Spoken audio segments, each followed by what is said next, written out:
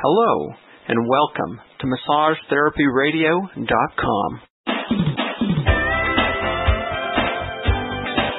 Hi, I'm Irv, your host at MassageTherapyRadio.com, and I am at the AMTA 2007 convention in Cincinnati, Ohio. And right now I have with me Joan Borysenko. It's great to meet you, Joan. Hey, nice to meet you too. Joan is the author of Minding the Body, Mending the Mind, which is now, I understand, having its 20th year anniversary this year. I just did a whole new revision, and of course the science of mind-body medicine has continued to grow, but the ways in which we take care of ourselves, through gratitude, through forgiveness, through managing the mind and being more optimistic, those have never changed. Now, you're a PhD.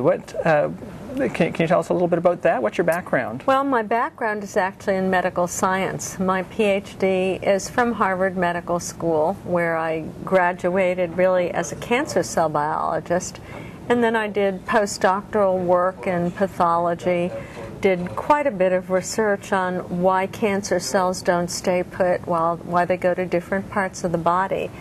And then I went into the field of mind-body medicine and did a second postdoc in what's called behavioral medicine and how our thoughts affect our body.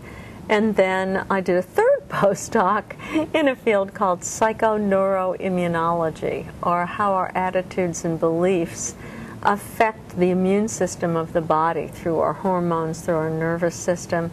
Our whole body, every cell is connected to everything else. And that's an absolutely fascinating area of medicine, and it's relatively new. I'm not sure how new it is. I remember hearing the term about 20 years ago for the first time. It's quite new because it was, the 1978 when I left a faculty position at the Tufts Medical School where I was doing research and teaching medical students. And I did my second postdoc with Herbert Benson, who many of your listeners will recognize as the physician who first studied meditation and who said, we have this relaxation response, which is opposite of the body's fight or flight response. And it was in 1978 that I left Tufts to go to work with Benson and took my second postdoc in a brand new field. He had the first grant to train health professionals in behavioral medicine. So we can say the field is not quite 20 years old. Yeah, very, very interesting to be on the cutting edge like that. And can you tell us... 30. I just see... No, that's not true. It's 30 years old. I missed a decade. That's still new in science age. It is. And you did a workshop here at the AMTA convention today.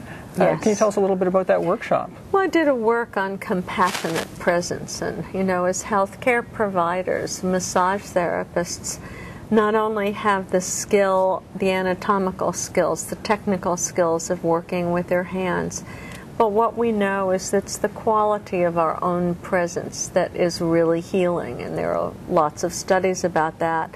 And the question is, how can we maintain a quality of presence where we're in the moment and our true nature, which is wise and loving, shines through when we're so darn busy? And that oftentimes, now I'm taking a line from my good friend Wayne Muller, who many of the listeners will know. He's written a number of books.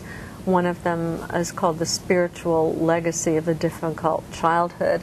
Another one is called Sabbath. But he says the world is so busy that often we end up doing good badly.